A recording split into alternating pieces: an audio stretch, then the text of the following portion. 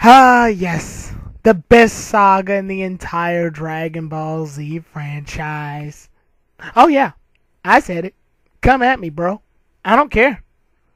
No, but seriously, I really love this saga, to be perfectly honest. Like, this, I'm so glad to be reviewing this, and I know I'm, like, really late because I normally do Dragon Ball Z content videos on Saturday.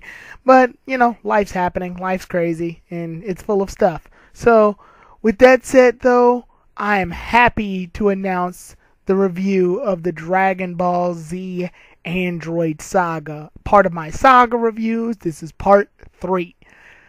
Oh my god, this saga is great. This saga is just wonderful from start to end. It's got so many great moments. A lot of things come full circle. Continuity's taken into effect here. The connection of characters, the development, the interaction, oh my god, everything's just great.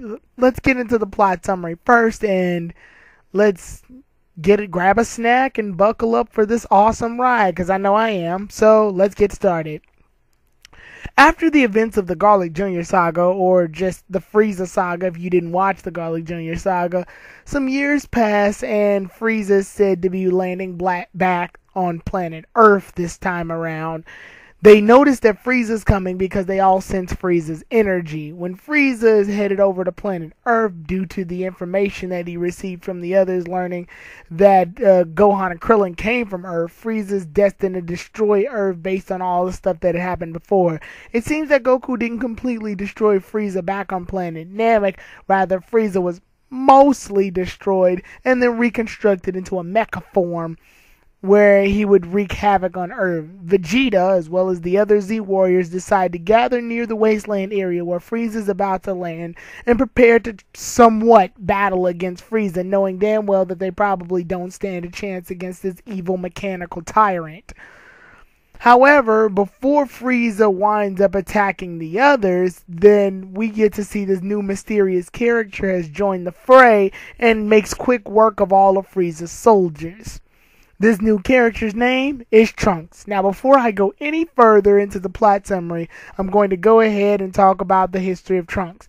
I already did the review of History of Trunks on my channel, and I'll leave a link in the description if you all want to watch it out. But the events of History of Trunks take place where we get to learn who Trunks is, his connections with Gohan, his mentor, and everything that leads on to him being here right now. So, with all of that said, Trunks makes it onto the battlefield, makes quick work of Frieza's soldiers, and then Frieza challenges Trunks to a battle. Trunks transforms Super Saiyan, which quickly reminds Frieza of Goku when he was a Super Saiyan. This angers Frieza quickly, and Frieza tries his best to kill Trunks by using all of his greatest attacks, which were nothing compared to the power of this souped-up Saiyan. Due to all of the confusion, however, Trunks was able to slice Frieza in half and then slice him up into even smaller pieces and make quick work of him using a move known as Burning Slash attack. After this, Frieza is blown into pieces and is completely destroyed now. Yeah, that's right, Frieza's dead. Like, for good this time. Well, mostly, until a movie. Anyway, after all of that said and done, King Cole tries to challenge Trunks to a fight using the sword that Trunks used in order to kill Frieza. Trunks winds up killing King Cole without the use of the sword and then ends up taking the sword back. It's at this point that Trunks meets up with the Z Warriors and tells them that they need to gather so that they can meet up with Goku when he lands. Since Goku's expected to land in this particular area, all of the Z Warriors somewhat believe Trunks and decide to wait there for him. Once Goku lands back on planet Earth, everyone's glad to see his return, and Trunks talks with Goku separately. The information that Trunks relays to Goku is basically telling him who he is, where he came from, and the arrival of deadly androids created by Dr. Gero and the Red Ribbon Army. Now, a little bit of history lesson for all of those of y'all who don't know what the Red Ribbon Army is. You see, a long time ago in the Dragon Ball series, there was a group of a military-based army known as the Red Ribbon Army. Their goal, in order to gather all of the Dragon Balls to give to Colonel Red so that he can take over the world. It's a pretty basic plot, but Goku, however, was the one thing standing in between them and total world domination. With Goku standing in the way, they needed more than just regular soldiers in order to fight off against Goku. So, the invention of androids were invented. Super soldiers made out of part human, part mechanical. These are actually known as cyborgs, or Jinzo Ningen in the Japanese dub of the series.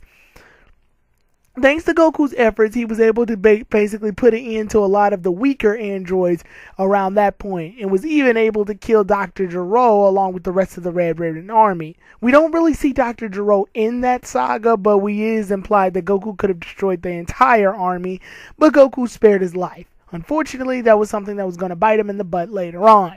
Because of this, Dr. Gero has spent years upon years scanning data on the Z Warriors, trying to create androids that would be more than powerful enough to destroy Goku, as well as the rest of the Z fighters. But mostly Goku, because he was the one responsible for the destruction of the Red Ribbon Army. Because of this, Goku is warned about the androids, and Goku wants to prepare for battle in order to fight off against the androids, because he also learns that all of the Z Warriors will die due to the events of the androids landing on Earth, appearing after they've been released. However, he's also informed that Goku will not be participating in the battle because he died shortly before the battle due to a heart virus. No one really knows where this heart virus is from, but most people speculate that it was because Goku was in space, even when he was on planet Yardrat, which means he was probably exposed to air that was unfamiliar to him on Yardrat that got to his body later. Why'd it take so long? Yeah, because he's a Saiyan, I guess. Anyway, because of this, Goku is really pissed off about the fact that he won't be able to join in the battle. Thankfully, Trunks has a cure in the form of a medicine that can get Goku over the heart virus. Goku doesn't take it, but he does wind up having to take it later on. Because of this, Goku has a chance to participate in the battle against the androids and learns that they'll be on an island 9 miles south of South City, or west of South City. Once Goku is informed of all of this information, Trunks goes off. Goku also learns a funny fact that Trunks is the son of Vegeta and Bulma. This was, however, before Vegeta and Bulma decided to conceive Trunks, which means Goku learns that Vegeta and Bulma will soon have sex and have Trunks. It's kind of funny to know when you know the parents of somebody before they make the child, but yeah. Anyway, once that information's set in stone, the only one who's able to hear this information afterwards is Piccolo because of his large ears. Piccolo's able to tell everyone about the androids along with Goku, and all of them prepare for battle. Rather than doing Bulma's plan and wishing that they could find the location of Dr. Gero's lab and destroy him, they all decide to go for battle. Why? Because the battle is what basically brings all of the Z Warriors together. It's kind of odd. Piccolo and Vegeta, who used to be Goku's greatest enemies, are now friends with Goku simply because of the fact that they all have a common enemy now. That, and they want to get obstacles out of Goku's way so that they can get a shot at fighting him. This is mostly Vegeta's goal, though. Because of this, the Z Warriors all decide to get together and train for some years before the androids decide to land. So we get some very funny and awesome scenes of the Z Warriors training and relaxing. There's even an episode of Goku and Piccolo driving that doesn't appear in the Dragon Ball Kai version. Another reason not to watch Kai. Watch the original. It's definitely got a lot more to offer, and it brings more development to each of the characters. Vegeta even has some small moment with Bulma that you won't see in Kai, but you will see in the original Z. And like I said, that car episode is freaking hilarious. It's probably one of the best episodes in the series, and it has nothing to do with fighting. It's just fun to see Goku in a car. Anyway, so yeah. After driving and training and all of that madness, our Z Warriors are fully prepared to fight off against the androids. Once they make it to South City, they prepare for the incoming android strike, which does end up happening, but it's not quite the androids that they thought would. They'll learn that later.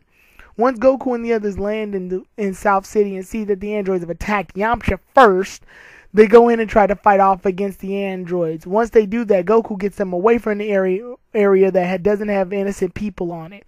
Yamcha tries to warn them, however, that the androids have the power to drain energy.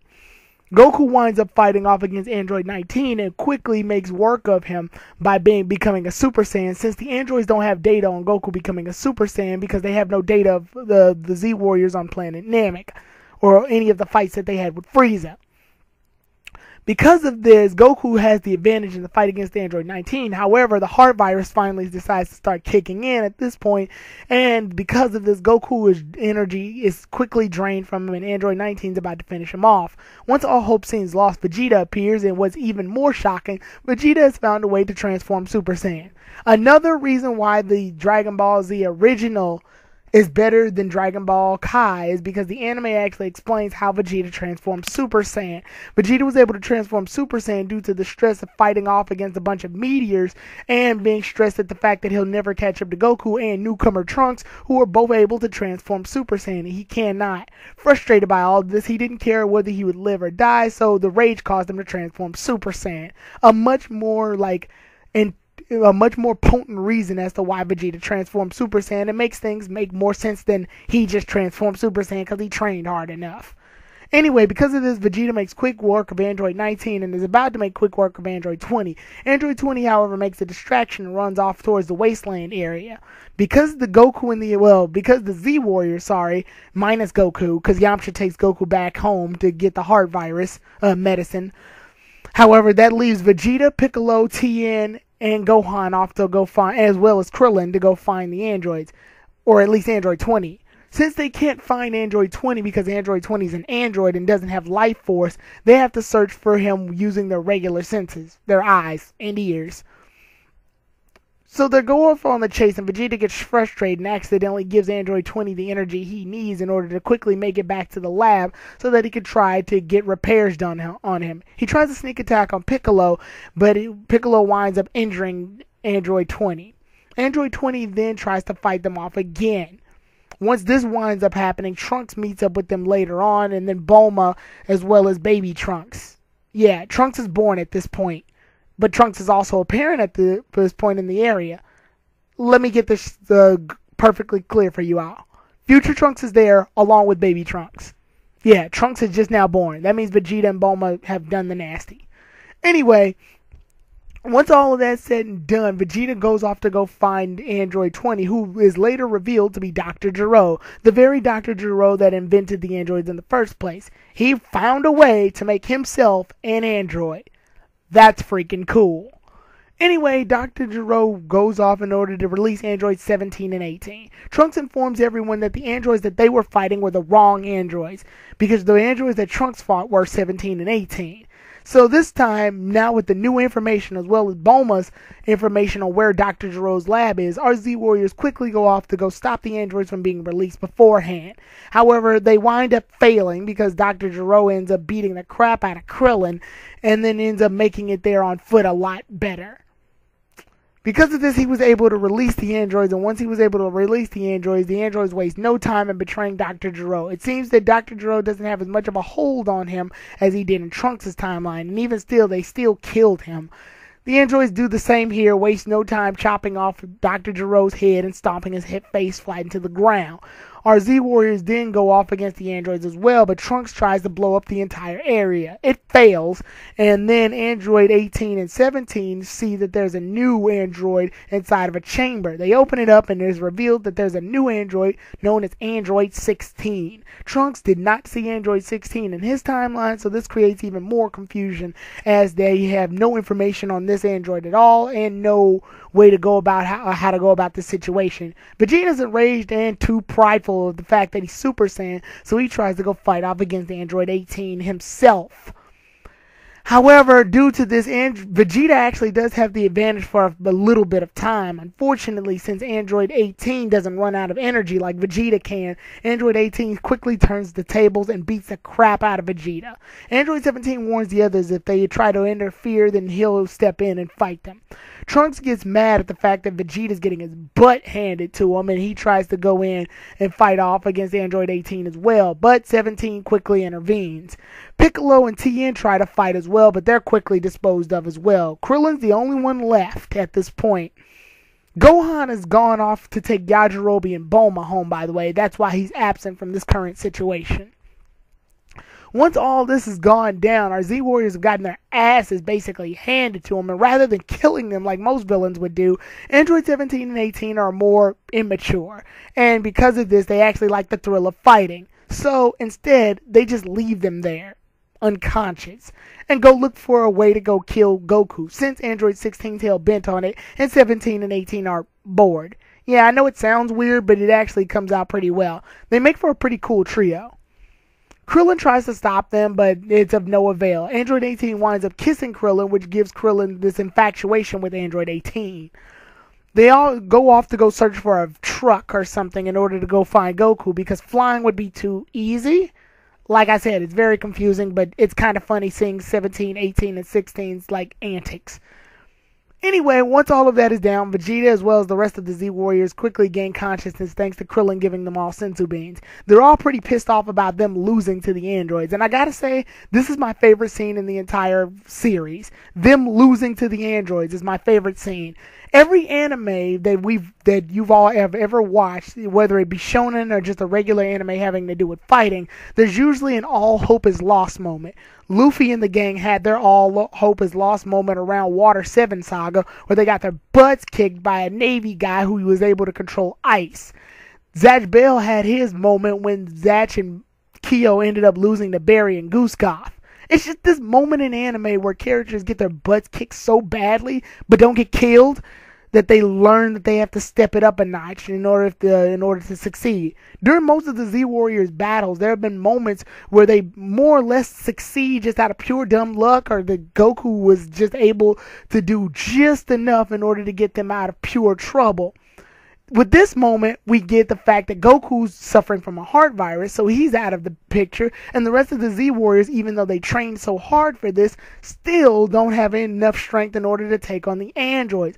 Even Trunks is baffled by the fact that the androids are much stronger in this timeline than they were in his original timeline. It's at this point that they all have to regroup and find a way in order to defeat them. Piccolo sucks it up and realizes that the only way he can stand a chance against the androids is to fuse with Kami, because him and Kami were originally one being.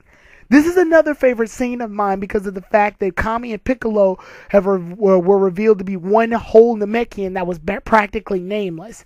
When the two talk and contemplate on whether or not they should fuse, it's just so many emotions go by. Anger, frustration, realization, sadness, all of that. Plus, we get a little bit of backstory behind Kami and Piccolo because they were originally one being. It's cool to see some events happen before the original Dragon Ball Z events, and it just leads to some really great backstory between the two characters, which makes for a very great thing that happens when the two finally fuse together. Meanwhile, while all of that's happening, they decide to go for Plan B and try to get some blueprints so that they can shut down the androids. Trunks goes off to try and do that part. Once Trunks tries to go do that, he's accompanied with Krillin. However, it seems that something else is lurking within the shadows that is probably more deadlier than the androids that are out at hand right now. Once all of that's gone down, we see that Tien, Yamcha, and the others have gone off to Kame's house in order to bring Goku there to relocate him. That way the androids won't find them, even though that's literally the second place they would probably look. Once all of that confusion's set in stone, Piccolo winds up fused with Kami and then goes back down to Earth and sees everything that Kami sees. Once they head off to Ginger Town, where most of the deaths have been spotted, they notice that something's causing the deaths, but not the androids. It's odd, but Piccolo winds up sensing Goku, Vegeta, Gohan, Krillin, Yamcha, Tien, all of the Z Warriors' energies, but at once. It's in the form of Cell. Yeah, this is the main villain of the series, and he just now appears. Cell is basically a genetically altered mutant bug creature that was invented by Dr. Gero. Not like the androids, which were mechanical, this is made from biocell genetic DNA. Of all of the Z Warriors and villains that have appeared in the Dragon Ball series, with the exception of the Namekian villains and Frieza. Well, Frieza's there, but his DNA was only picked up because Trunks battled him. Trunks' DNA would have been collected, but there was more than enough. Cell basically reveals that he went back in time about 3 years into the past, just like Trunks did, in order to, so that he can get Android 17 and 18 and absorb them in order to become perfect.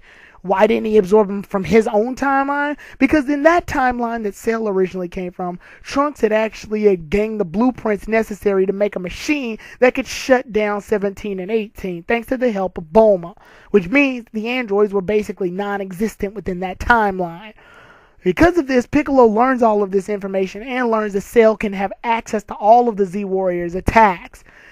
Once Trunks and Krillin regroup up with Piccolo as well as Vegeta, Cell winds up ditching them all using Solar Flare as a distraction. The hunt is on for Cell as Tien, Piccolo, Krillin, and the others all go off to go find Cell. Later on, Krillin and Trunks wind up destroying the original Cell back at the lab. Trunks then regroups with the others in order to travel with Gohan and Bulma because they find blueprints of a time machine that was used up in that timeline.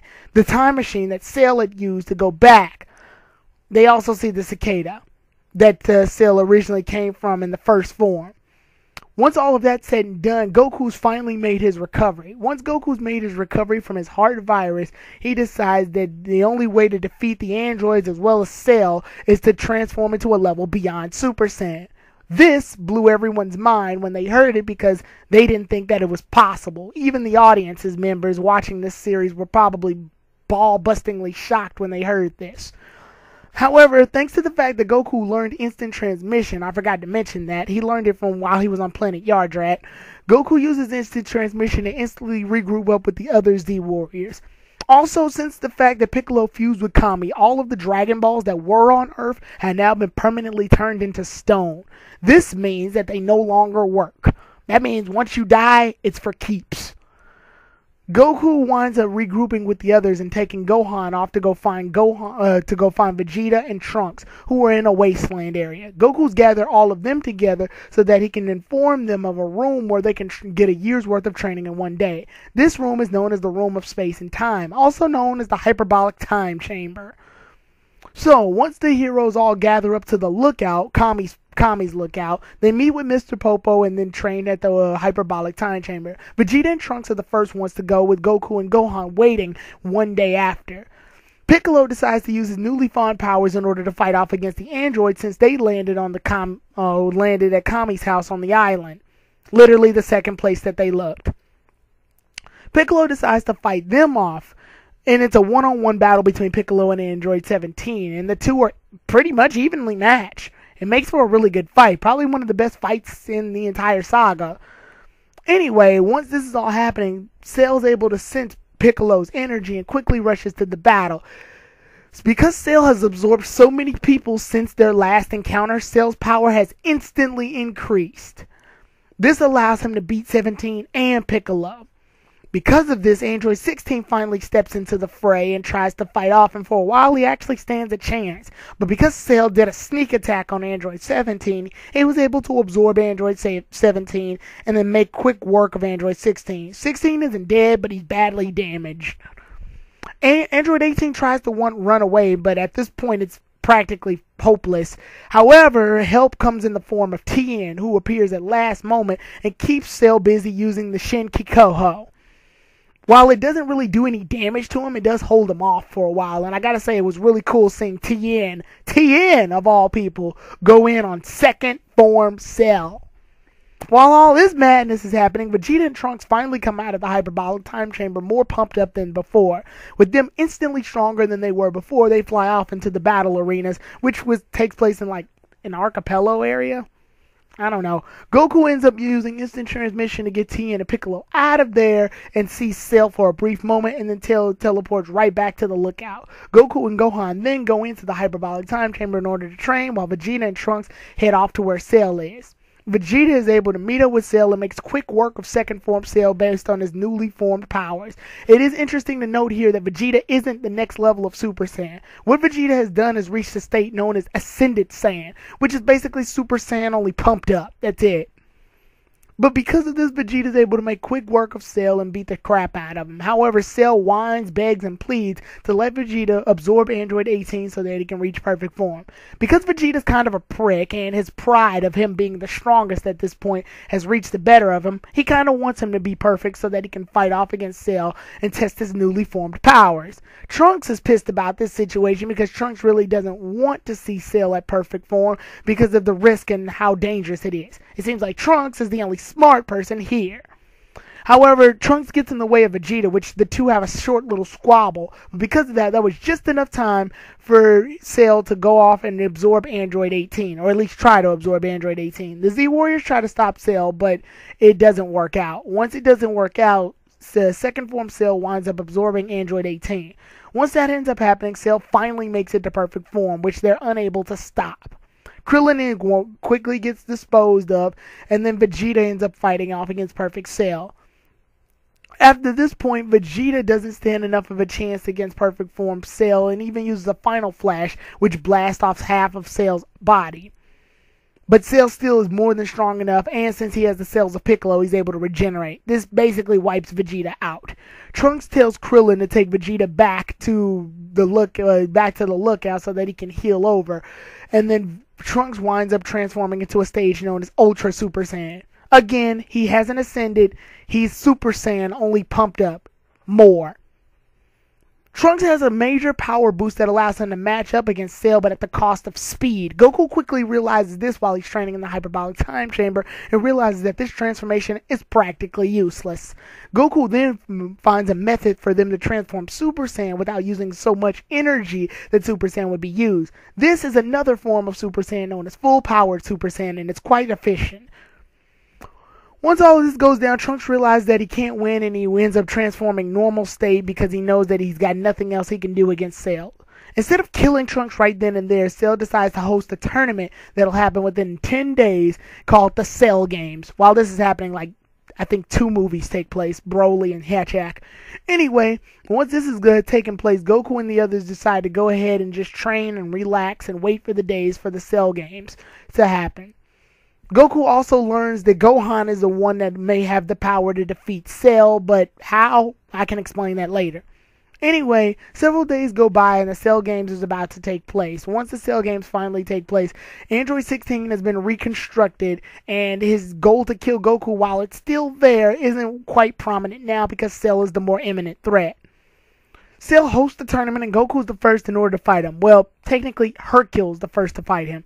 Yeah, Hercule. Hercule was introduced later on during the Cell Game saga.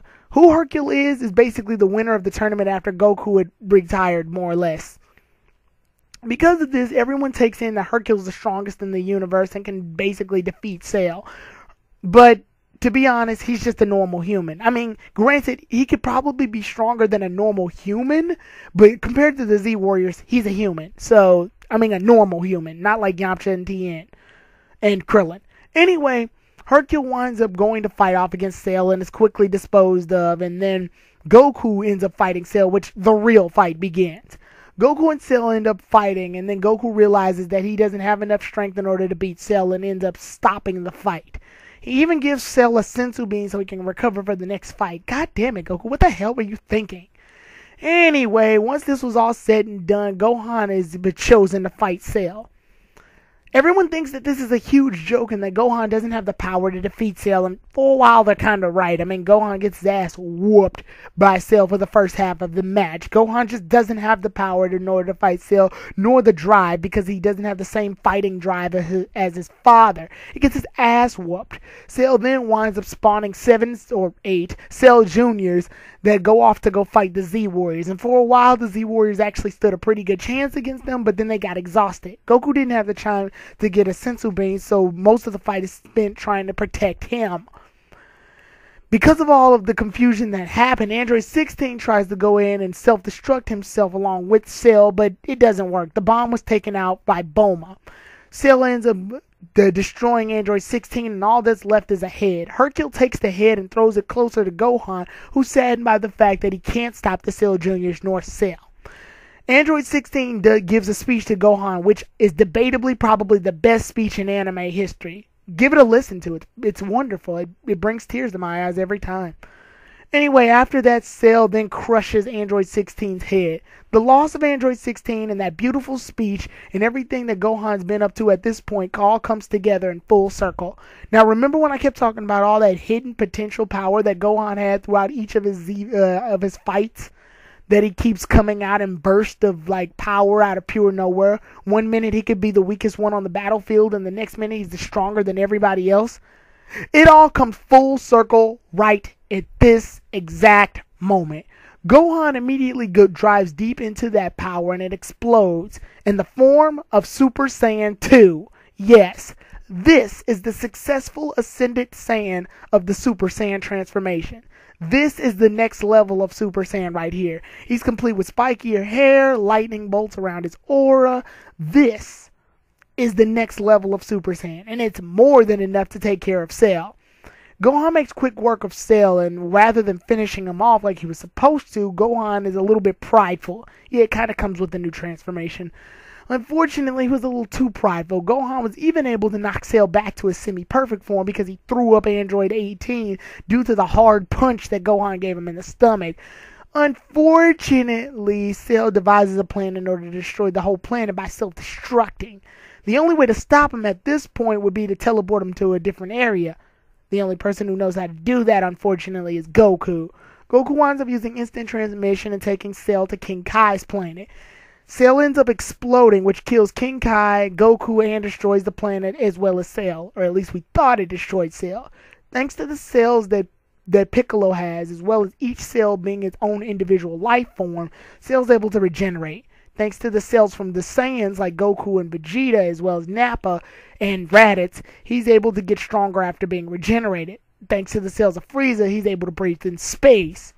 And thanks to his adaptation, he's able to learn the instant transmission that Goku learned once before, meaning he returns back to planet Earth and kills Trunks, or at least mortally wounds Trunks. Vegeta explodes in rage and tries to attack Cell, but he ends up failing. Gohan then loses all hope in the battle, but then sucks it up once Goku gives him a pep talk via the other world. Gohan then transforms back to Super Saiyan 2 and decides to engage in a Kamehameha battle against Cell. At this point, Gohan uses a Kamehameha that's strong enough and has the spiritual essence of Goku inside of it, known as the Father-Son Kamehameha, which clashes with Cell's Kamehameha, which is strong enough to destroy the solar system. The two Kamehamehas clash, and the Z-Warriors even go in to assist Gohan by keeping Cell busy, but it doesn't work. At least until Vegeta comes into the picture. Vegeta winds up using Big Bang Attack, which throws Cell off just enough for Gohan to gather all of his power and completely obliterate Cell. This time, he's gone for good. The battle's over, and then Krillin winds up asking the Shenron, because they have new Dragon Balls now, because Goku asked Dende to be the new Guardian of Earth, because he was assigned the task when Goku instant transmission to planet Namek. Now Goku's the new Guardian, now that Dende's the new Guardian of Earth, there's new Dragon Balls that are made that can give them 2 wishes instead of 1. And they can revive people multiple times. Pretty good improvement. Anyway, when all of this happens, Android 17 is brought back to life, Trunks is healed, and everyone who died from Cell is basically brought back to life as well. All's well that ends well on this one. Except for Goku. Goku chooses not to come back. Goku feels that because he is the reason for all of these villains appearing, it's best that he stays dead, leaving Gohan to become the new successor and guardian of the new defender of Earth, as well as the Z-Warriors free to go off and do whatever they want. Peace is returned to Earth, and that's basically the end. Oh, and there's also this one thing where Trunks goes back to his original timeline. Now that he's much stronger thanks to his training in the hyperbolic time chamber, he makes quick work of both 17 and 18 in his timeline. Imperfect Cell tries to kill Trunks in that timeline as well, but since Trunks is so much stronger, he kills Imperfect Cell. So with that said, Trunks' future is peaceful, and the original timeline is peaceful. All's well that ends well. This is a great saga. The story of the saga is really great. I love the fact that it uses multiverse theory as a form of time travel. Multiverse theory basically being the fact that if you travel from one timeline to the other and go back to the past and change something, it won't change the past. It'll just make an alternate timeline where those events never happen. Trunks decides to go back in time and warn the Z-Warriors about the androids, not because he wants to change his timeline. He just figures he wants one timeline where the Earth is actually successful against the android threat. I really like how the story comes out. Goku's supposed to die in the Android Saga, and in the end, he does die. However, instead of dying like he would have died, he dies more or less as a hero this time.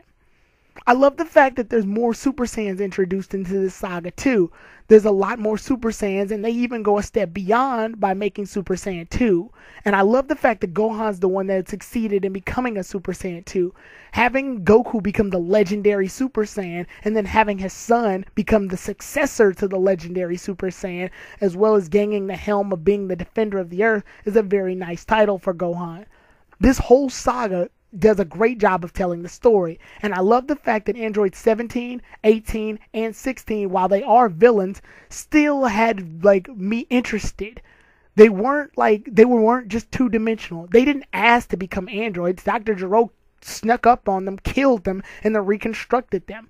Just seeing them go through the methods of like their little antics to get a car and things like that prove that they're a lot different than the androids in Trunks' timeline, which were more bloodthirsty and hell-bent on killing people. I also like the fact that Cell was a very egotistical version of, like, he's just perfection. He was very egotistical and he was perfection incarnate. Everything in this saga basically comes together really well, and I definitely have to say it's my top favorite saga of all of Dragon Ball Z history. It's awesome. Go give it a look-see. It tells the story great. So, with that said, you guys, this has been Tyrone the Guy 3. The next saga I have to do a review of is the Boo Saga. So I'll see you all then, everybody. Tyrone the Guy 3 out. Ah, God, I love this saga. It's so good.